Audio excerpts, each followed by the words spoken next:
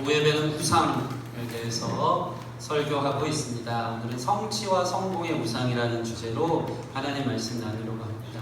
5번째 시간인데 사실 우리 삶의 성취, 무엇인가 이루어내는 것이 또 성공하는 것이 우리 삶에 깊이 내재되어 있는 또 하나의 신, 그게 우리 삶의 추구, 절대적이고 이 땅을 살아갈 때 꼭 필요한 어떠함이 되어진다는 것이 우리가 부인할 수 없는 사실입니다.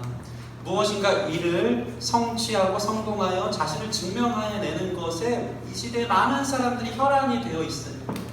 내가 누구인지를 드러내고 이 성공이 바로 자기를 나타내는 거예요. 그것 때문에 일 중독에 걸려있고 얼마나 열심히 살아가는지 모릅니다. 그 성공으로 인한 다른 사람들의 박수갈채, 인정함이 내 삶의 의미가 되고 행복감이 되고 안정감이 되고 심지어는 내가 무엇을 이루어내는 것이 사회생활에 가장 필요한 필수 요소, 가장 절대적인 것이 되어진다는 것입니다. 사실 이러한 이유는 성공을 떠받들게 부추기는 경쟁 문화가 이 땅에 팽배하게 있는 것이 우리 삶에 큰 영향을 준다는 것입니다. 어려서부터 우리는 성공을 미덕으로 배우고 있습니다. 뭐니 해도 인생 성공해야 돼, 무엇인가 이뤄야 돼, 큰 인물 돼야지 하는 것들이 어렸을 때부터 우리에게 주어지는 이 땅을 살아가는 가장 필수적인 요소가 되는 것입니다. 아이들에게 있어서 성취감은 매우 중요한 것이죠. 맞습니다. 무엇인가 스스로 해내는 일에 대해서 우리는 호의를 베풀고 너무 잘했다고 칭찬하는 것은 중요한 것입니다.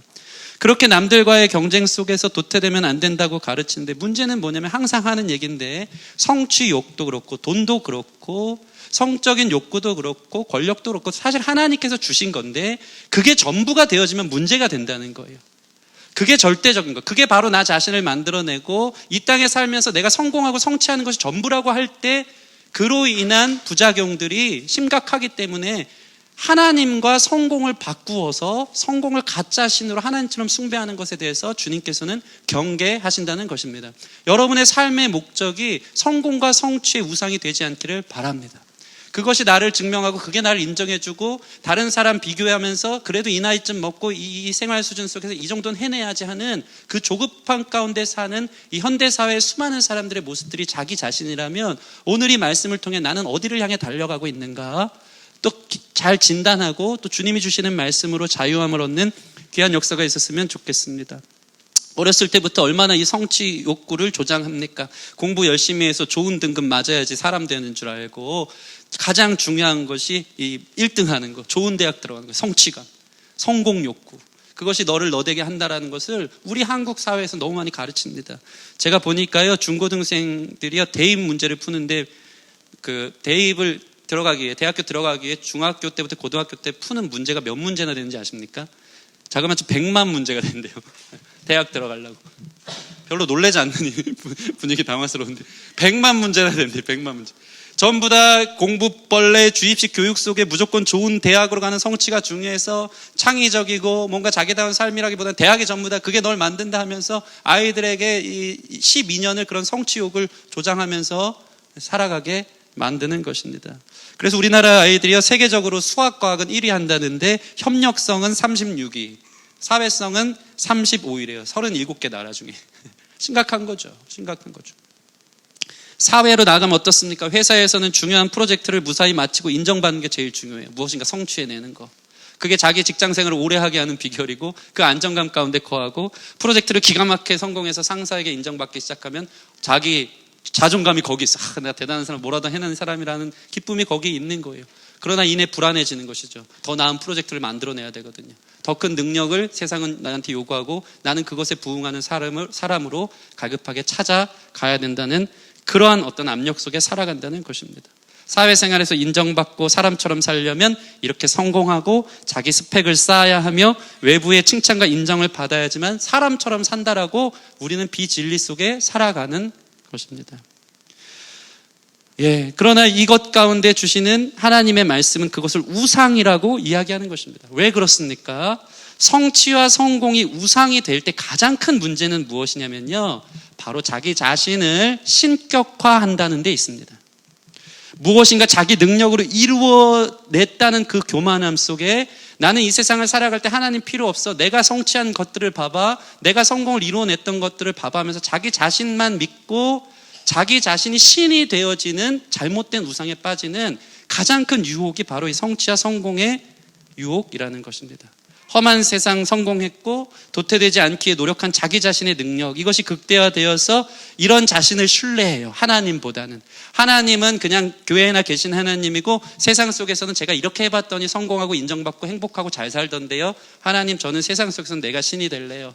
내가 하는 대로 하면 되던데요 하는 자기 자신이 하나님의 자리를 대처한 신이 되어지는 것이 성취와 성공의 가장 우리 삶 가운데 밀접하게 다가온 우상의 이유와 요소가 된다는 것입니다. 그런데 이것은 가짜 신이라는 것입니다.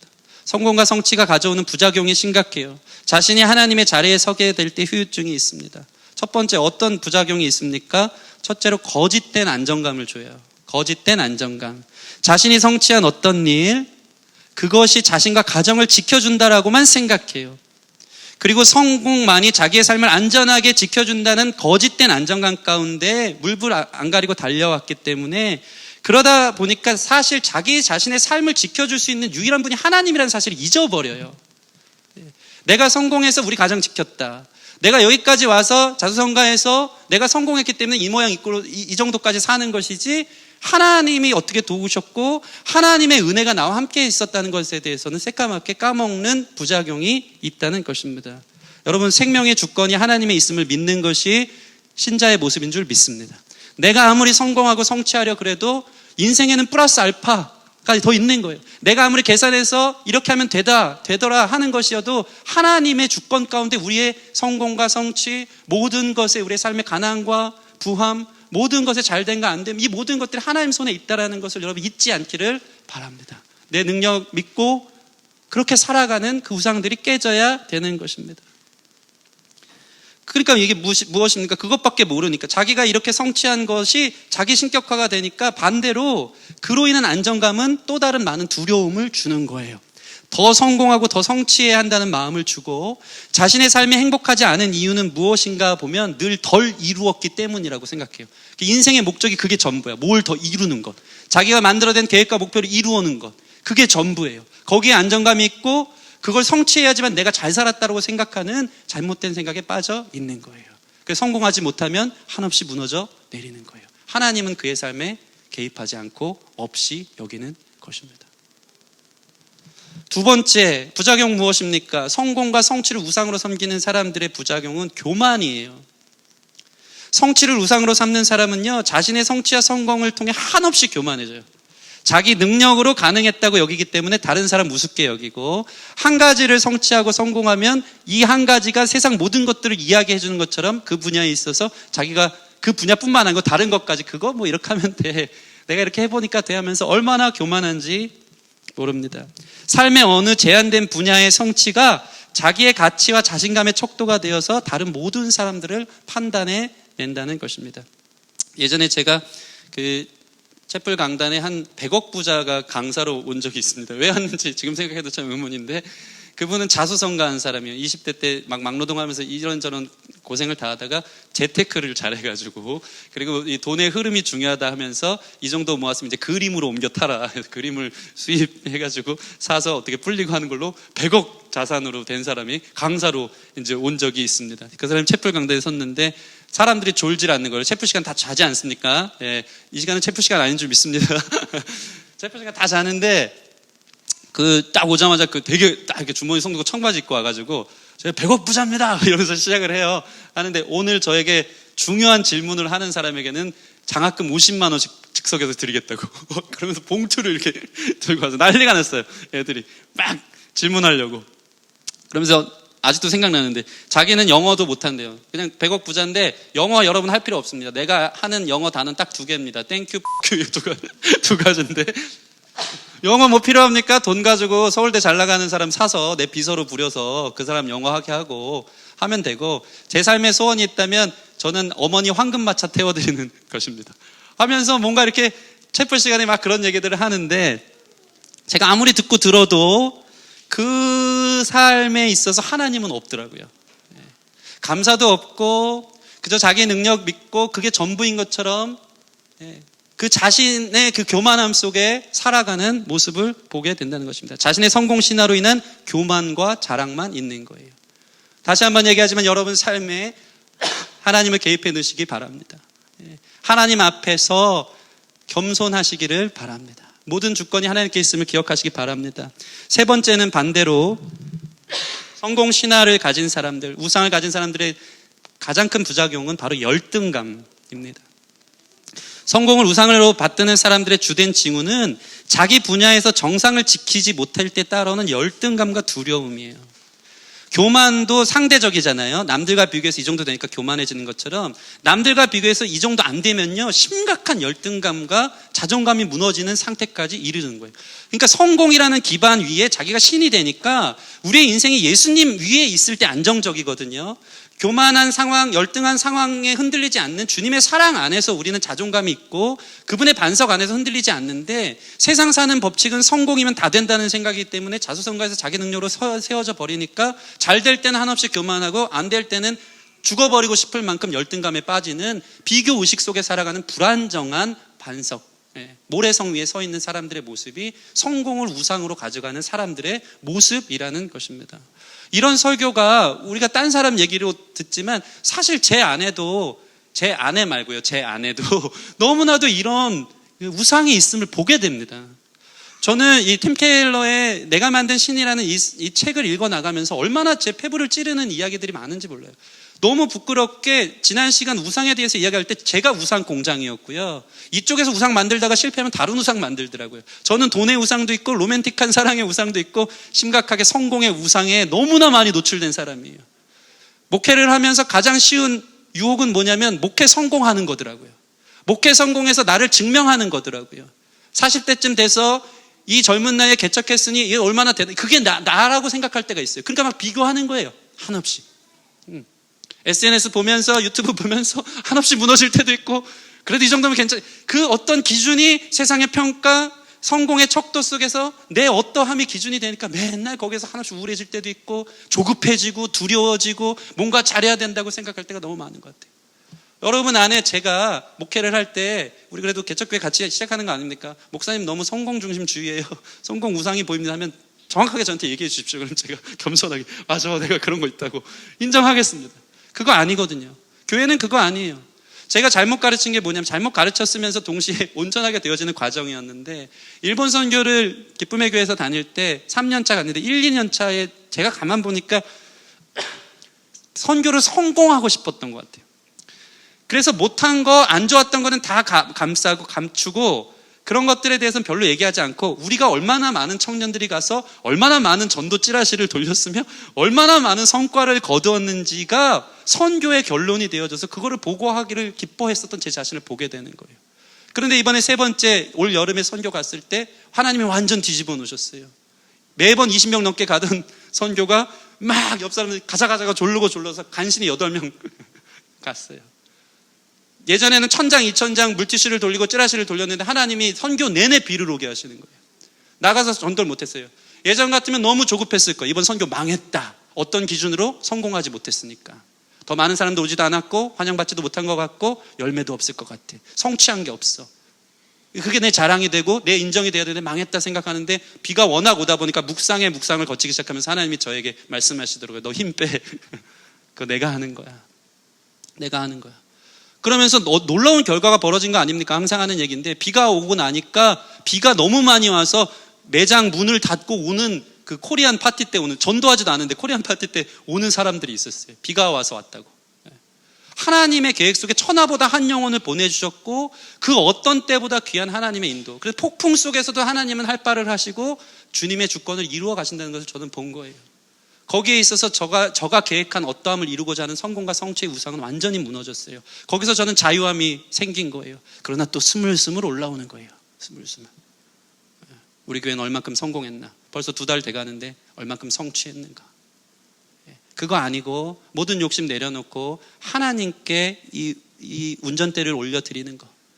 이 우리 기쁨의 교회 호가 하나님께서 운행해 가시도록 온전히 주권을 올려드리는 거. 이것이 하나님 기뻐하시는 모습인 줄 믿습니다. 안 그러면 여러분 자신이 저와 마찬가지로 한없이 교만해질 때가 있을 거예요. 우리 교회 이렇게 됐어요. 대단해, 우리 예배 짱이에요. 그러다가 한없이 열등해지는 거야. 이 정도밖에 안 돼요. 여러분, 하나님 예수님의 반석 위에 우리 자신을 두기를 바랍니다. 성공과 성취가 아니기를 바랍니다. 오늘 성경에 나오는 한 사람이 등장합니다. 나아만 장군인데요. 이 사람은 성공과 성취의 우상에 사로잡혔으며 자기 스스로가 성공과 성취로 이 세상에 얻을 수 있는 것을 다 얻은 한 사람인 것을 성경은 보여주고 있습니다. 그에 대한 묘사는 어떤 것입니까? 그 시대에 가질 수 없었던 최고의 성공을 얻은 사람이라고 성경은 그를 이야기해주고 있어요. 오늘 1절 말씀. 아람 왕의 군대 장관. 아람은 그 당시 가장 큰 시리아의 가장 큰 세력 있는 나라였고요. 거기에 군대 장관이면 별 4개 단 사람인 거죠. 나아만은 그의 주인 앞에서 크고 존귀한 자니, 왕한테서 가장 인정받았던 성공한 사람, 가장 크고 존귀한 사람이니, 이는 여호와께서 전에 그에게 아람을 구원하게 하셨음이라. 그는 큰 용사이나 모든 권력과 힘과 물질과 명예를 가졌던 성공한 사람이에요. 그러한 나아만을 향해서 지금 성경은 이야기해주고 있는 것입니다. 여기까지 오느라고 나아만이 얼만큼 달려왔으며 이 성공을 이루기 위해서 물불 안 가리고 얼마나 노력하며 그 성취를 이루었겠습니까? 그런데 놀라운 것이 있어요. 성경은 그의 삶의 성공과 성취로도 채울 수 없는 한 가지를 아주 명료하고 단순하게 선포하고 있어요. 그게 뭡니까? 1절, 아람 왕의 군대 장관 나아만은 그의 주인 앞에서 크고 존귀한 자니 이는 여호와께 전에 그에게 아람을 구원하게 하셨습니다. 그는 큰 용사이나 뭐였죠?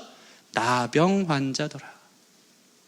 성공과 성취도 어떻게 할 수 없는 그의 삶의 결핍의 문제에 구원받지 못하는 죽어가는 문제가 있었음을 성경은 폭로해 주고 있는 것입니다. 큰 용사였으나 나병 환자더라. 성공이면 다 될 줄 알았는데 그도 그 성공으로 얻은 물질과 부와 명예로도 어떻게 할 수 없었던 한 영역이 있었다. 그것은 바로 그가 나병 환자였다라는 사실을 성경은 말해주고 있는 것입니다. 그의 물질과 권력, 명예가 도무지 해결할 수 없는 어떠함이 있었다는 것이에요.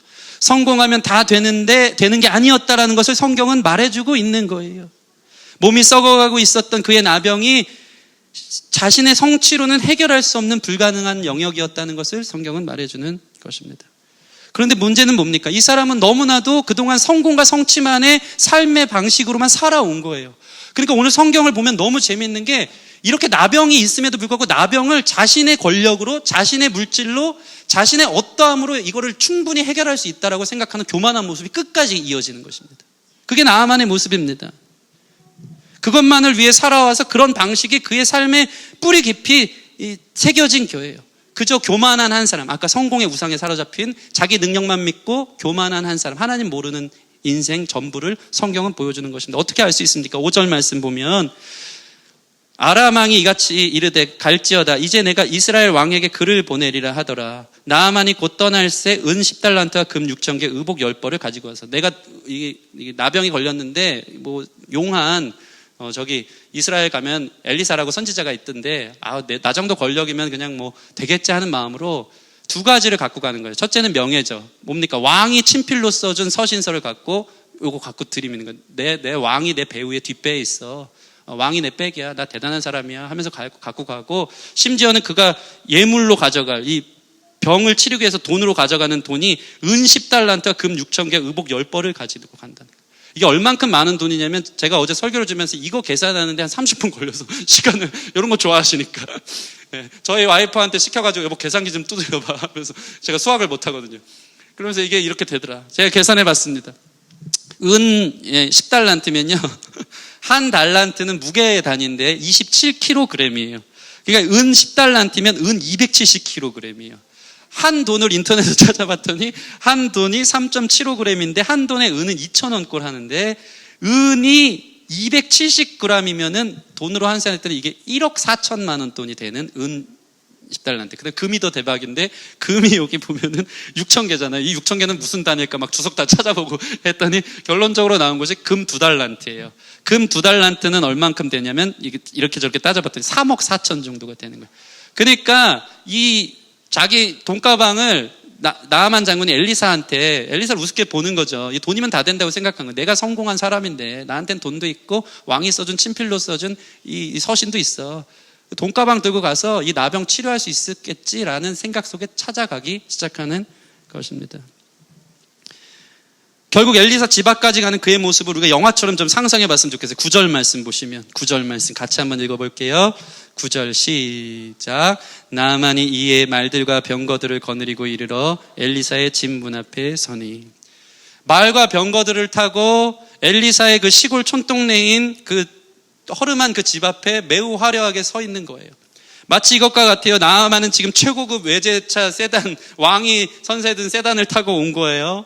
시골 촌동네 엘리사 집 앞에 있는데 앞뒤에는 수많은 경호원 차량들이 그 앞에 줄비에게 서 있고 주차할 자리도 없는데 그곳에 차를 수십 대 세워놓은 뒤에 비서들은 옆에서 환산도 할 수 없는 돈가방을 들고 엘리사 앞에 나와서 이거면 된다라고 생각한 겁니다. 드디어 나아만이 내리기 시작합니다. 뒷좌석에서 선글라스를 벗으면 영화라고 생각하면 돼. 뒷좌석에 비서가 열어주니까 탁 벗으면서 여기가 엘리사 집인가? 하면서 나 이런 사람이야 하면서 이제 내리기 시작하고 엘리사 앞에 딱 서기 시작한 거예요. 아주 오만한 자세로 서 있었겠죠.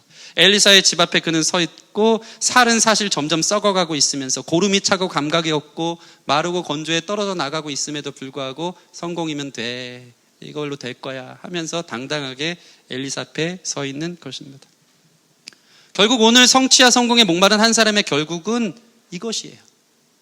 우리의 우상은 무엇이냐면 성공과 성취의 끝은 결국 자기 힘으로는 나병이 자기의 어떠함으로 구원받지 않았다는 것을 성경은 다른 관점으로 이제 보여주고 있거든요. 나아만이 가진 성공, 그가 가진 물질, 그가 가진 권력, 그가 가진 명예, 그가 가진 어떠함으로는 도저히 구원받을 수 없었다는 것을 성경은 우리에게 보여주고 있는 것입니다.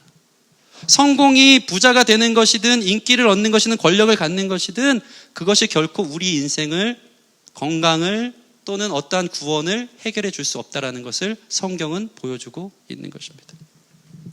이 피터 라이브스가 이런 이야기를 합니다. 많이 들어봤을 거예요. 돈으로 사람은 살 수 있으나 그 사람의 마음은 살 수 없다. 돈으로 집은 살 수 있으나 행복한 가정은 살 수 없다. 돈으로 최고 좋은 침대는 살 수 있어도 단잠을 줄 수는 없다. 돈으로 시계는 살 수 있어도 흐르는 시간을 살 수는 없다. 돈으로 책은 살 수 있어도 지혜는 살 수 없고 돈으로 약은 살 수 있어도 건강은 살 수 없다. 성공이 이룰 수 없는 것들이 이 세상에 비일비재하고 너무나 많이 있는데 그거면 된다고 생각하는 우상, 그것이 나아만의 모습이었다는 것입니다.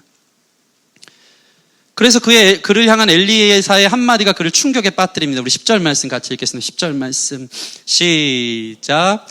엘리사가 사자를 그에게 보내 이르되 너는 가서 요단강에 몸을 7번 씻으라. 내 살이 회복되어 깨끗하리라 하는지라. 그 대단한 성공을 거둔 아람 땅 나아만 장군이 왔는데 어떤 일이 벌어집니까? 엘리사가 나왔어요, 안 나왔어요? 쳐다도 안 봤어요. 그리고 자기 종 부려갖고 나가가지고 필요 없고 이런 거 다 필요 없고 다 떠나가고 저기 요단강, 그 당시에 요단강은 작은 강이었어요. 이게 창이라는 수준이 아니었어요. 그리고 그 나아만이 살던 강에는 우리 그 다음 말씀 보면 12절 말씀은 다메섹강, 아바나와 아르발은 이스라엘 모든 강 물보다 낫지 않아요. 훨씬 크고 깨끗한 강이 많았어요. 근데 엘리사는 나아만의 성공주의, 성공 우상을 완전히 깨트리는 거예요. 그거 갖고 사람 구원받는 거 아니야. 그거 하나 쓸데없어. 가서 요단강 가서 더럽고 작은 물이지만 거기 가서 7번 씻어. 그게 너 낫게 하는 거야 라고 완전히 나아만을 충격에 빠뜨리는 것입니다. 나아만은 너무 화가 났어요. 어디 나를 우습게 봐. 그의 삶의 방식은 그게 전부였거든요. 내가 누군데. 그 11절 보면은 나아만이 노하고 분노하고 떠나는 거예요. 나병이고 뭐고 자존심 상하는 거예요. 나를 못 알아본다는 거 그 자체로. 이런 대접을 그는 받은 적이 없는 것입니다. 이 정도 성취를 거둔 자신을 우습게 여기는 것은 자신의 삶에는 처음 겪는 일이었던 거예요. 저는 가끔 엘리사의 이러한 모습을 담고 싶습니다. 누군가가 우리 교회 왔는데 성공한 사람이 왔다. 막 연예인이 왔다. 그 앞에 이렇게 오셨어요. 그러지 않기를 바랍니다. 엘리사 같은 게 믿음의 모습들이 우리 가운데 있어야 돼요. 하나님이 전부다. 하나님이 왕이다. 그래서 나아만은 얘기하는 거예요. 그게 내게로 와서 11절 보면은 11절 나아만이 노하여 물러가며 이르되 내 생각에는 그런 예상을 한 거예요. 그가 내게로 나와서 아이고 나아만 장군 오셨나요? 이 굳은 곳까지 오셨나요? 하면서 그의 하나님 여호와의 이름을 부르고 마치 자기가 왕의 서신을 받아서 온 것처럼 너의 왕인 하나님의 이름을 부르고 왕을 끄집어내서 그 정도 수준은 된다 이거예요. 너희 이스라엘의 왕 하나님 대신 그 왕의 이름으로 나의 병든 부분을 손을 얹어서 낫게 하는 게 정상 아니냐. 내가 누군데 이러냐 하면서 그 교만함 속에 자기 자신을 보여주는 것입니다. 근데 이런 대접을 받으니까 그냥 나가서 종회에서 요단강을 7번 씻으라니까 그는 몹시 분노하며 떠나는 것입니다. 여러분, 성경은 매우 중요한 것을 보여줍니다. 자신의 성공과 성취가 얼마나 외적인 조건으로 자신을 정당하고 자신을 증명했는지, 그래서 한없이 교만하며 모든 것을 성공과 성취의 방식으로 해결하려 했던 한 사람의 결국 분이 나서 도망치지 그 나병을 고칠 수 없었다는 것입니다. 그런데 반전이 있어요. 오늘 나아만의 태도에 대한 관점이 있고요. 오늘 본문을 보면 성경을 보는 태도에 있어서 완전히 상반되는 다른 종류의 관점이 있어요. 이게 뭡니까? 마치 영화를 우리가 보다 보면 그런 영화 본 적이 있어요. 스토리가 딱 흘러가요. 주인공의 관점에서 스토리가 흘러가는데 거기서 컷하고 다시 스토리가 흘러가요. 똑같은 내용이 나오는데 다른 사람의 관점에서 흘러가다 보니까 사실 주인공이 여기서부터 여기까지 된 이유가 이 사람의 관점에서 볼 때 완전히 다른 해석이 있는 것처럼 오늘 성경은 나아만 중심에서 성공 신화를 가진 나아만 중심에서 구원이 이루어지지 않았고, 사실 나아만이 요단강에 가서 물에 씻어 나병이 나을 수 있었던 것은 다른 스토리가 있었다는 것을 오늘 성경 속에서 보여주고 있는 것입니다. 그게 무엇입니까? 우리 1절부터 다시 보면 1절 다시 한번 보겠습니다. 1절 같이 읽을게요. 시작. 아람 왕의 군대 장관 나아만은 그의 주인 앞에서 크고 존귀한 자니 이는 여호와께서 전에 그에게 아람을 구원하게 하셨음이라. 그는 큰 용사이나 나병 환자였더라. 여러분, 나아만의 성공의 배후엔 누가 계셨죠? 여호와 하나님이 계셨다는 거예요. 성경은 이걸 이야기해주고 있는 것입니다. 나아만은 자기가 혼자 능력 믿고 자기가 여기까지 왔다라고 생각했지만 성경은 정확하게 얘기하는, 그는 크고 존귀한 자도 맞고 왕의 군대 장관이 돼서 성공한 사람, 큰 용사는 맞는데 그것은 여호와께서 전에 그에게 아람을 구원할 수 있는 기회를 주셨다는 것을 성경은 말해 주는 거예요. 여러분이 이룬 게 없는 거예요. 하나님이 도와주셔야지 되는 것인 줄 믿습니다.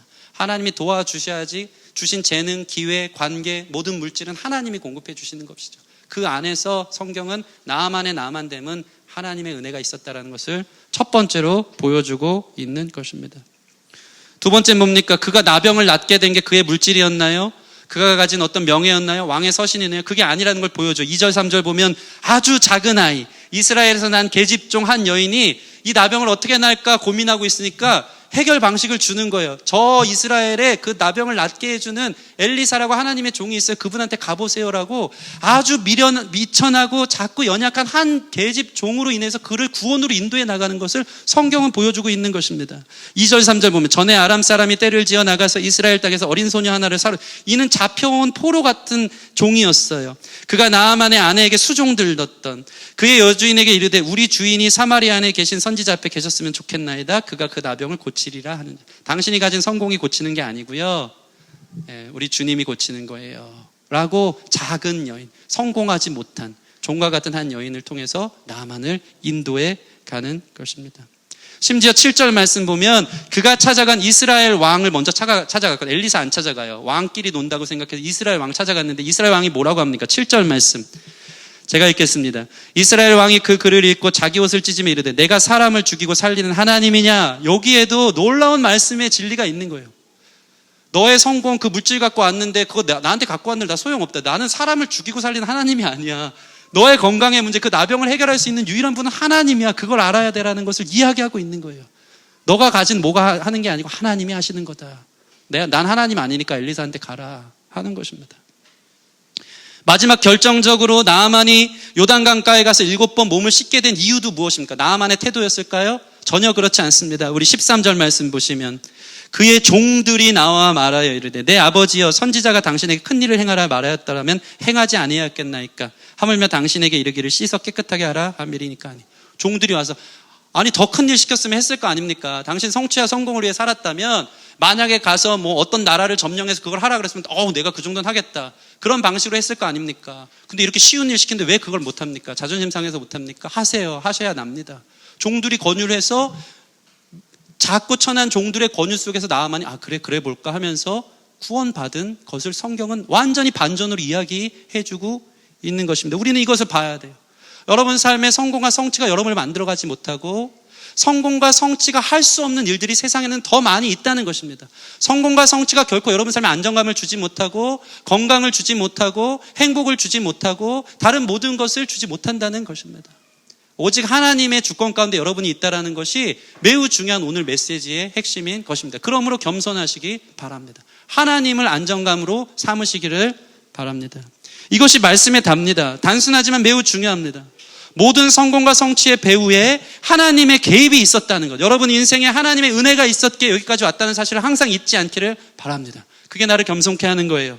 그리고 아무리 성공을 가져가도 인생에는 할 수 없는 수많은 일이 있다는 것을 성경은 보여주는 거예요. 그래서 우리는 겸손해야 한다는 것입니다. 심지어는 가장 작고 초라한 요단강 물이 그 나병을 낫게 했다는 것은 내 사고방식, 내가 가졌던 어떠함이 결국에는 구원을 이룰 수는 없는 거구라는 것을 보여주는 것입니다.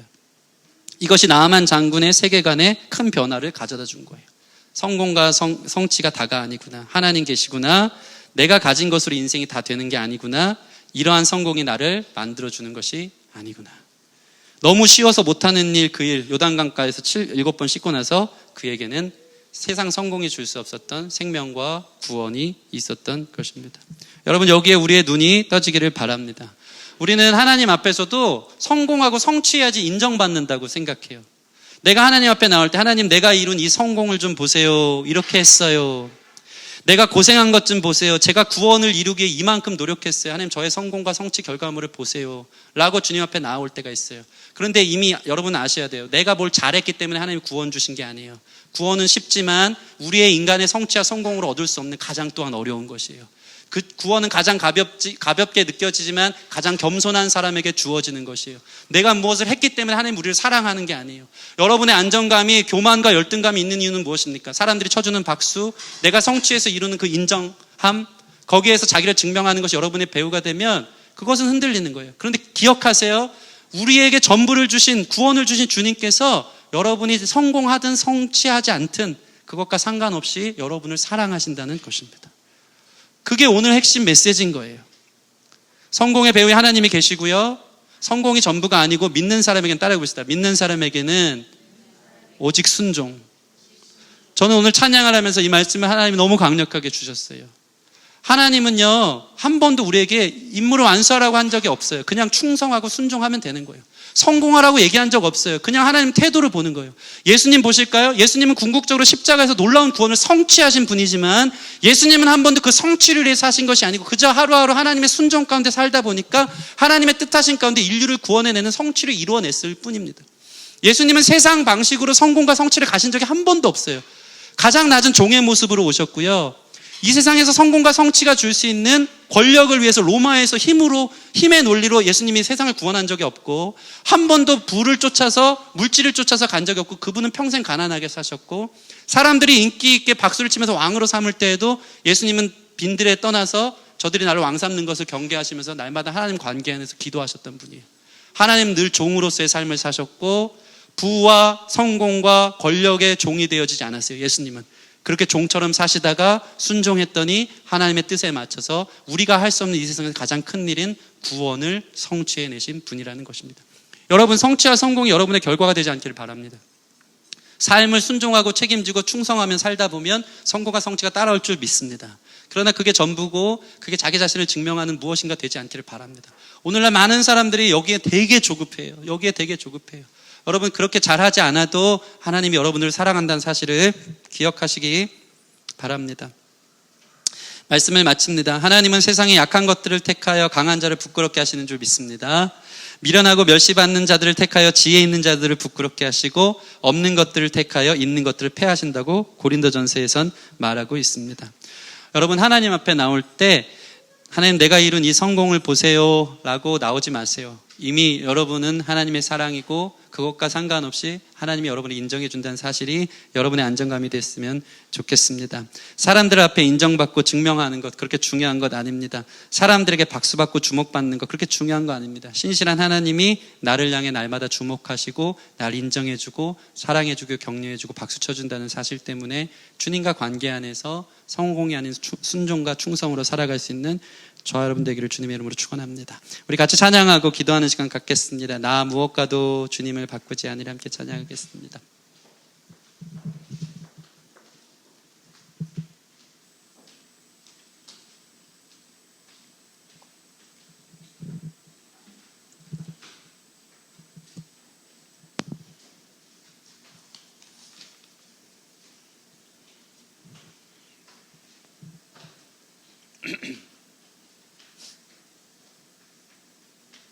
우리 함께 찬양하겠습니다.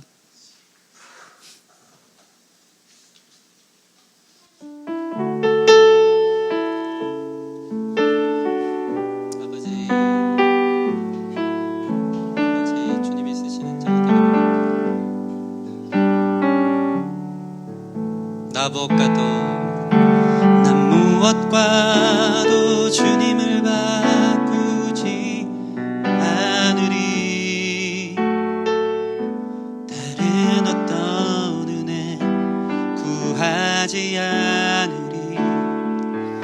오직 주님만이 내 삶의 도움이시니 주의 얼굴 보기 원합니다. 다시 한번 난 무엇과도 주님을 바꾸지 않으리. 다른 어떤 은혜 구하지 않으리. 오직 주님만이 내 삶의 도움이시니 주의 얼굴 보기 원합니다. 주님 사랑해요. 주님 사랑해요.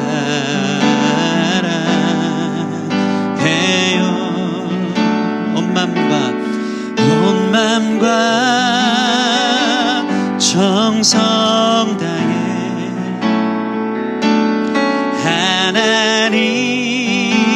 하나님의 신실한 친구 되기 원합니다. 주님 사랑해요. 주님 사랑해요.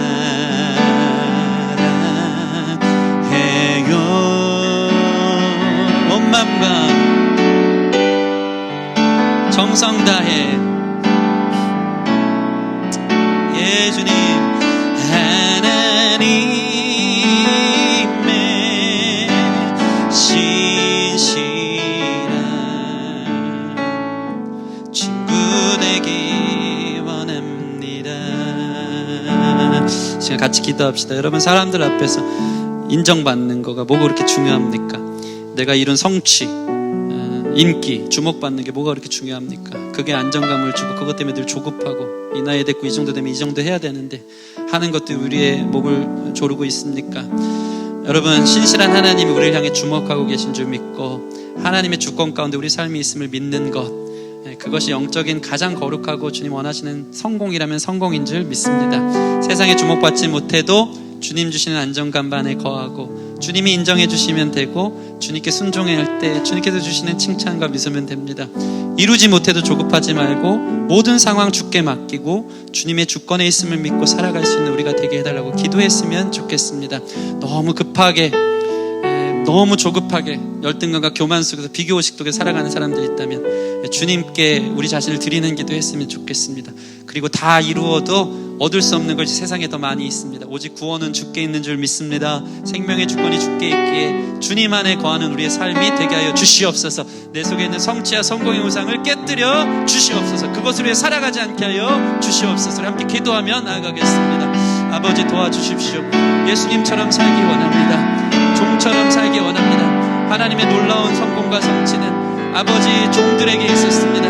미련한 자들을 택하여 하나님 아버지 지혜 있는 자들을 부끄럽게 하시는 것, 세상의 약한 것들을 택하여 강한 자를 부끄럽게 하시는 하나님의 능력이 있음을 봅니다. 우리가 가진 성공이 주는 부와 아버지 명예와 권력이 우리 자신을 만들고 우리 자신을 증명하고 하나님이 그것을 기뻐하는 것 아니고 아버지 안에 있는 것, 순종하며 충성 다하는 것이 주님 원하시고 기뻐하는 삶의 모습인 줄 믿사오니 성공에 속지 않게 하여 주시옵소서. 성취에 속지 않게 하여 주시옵소서. 무엇인가 이루어내려는 욕심들을 내려놓고 하나님께 순종하는 하루의 삶이 될 수 있고 주님 축복하실 때 주께서 우리를 세우시고 인도하시고 주님 그 안에서 역사할 줄 믿습니다.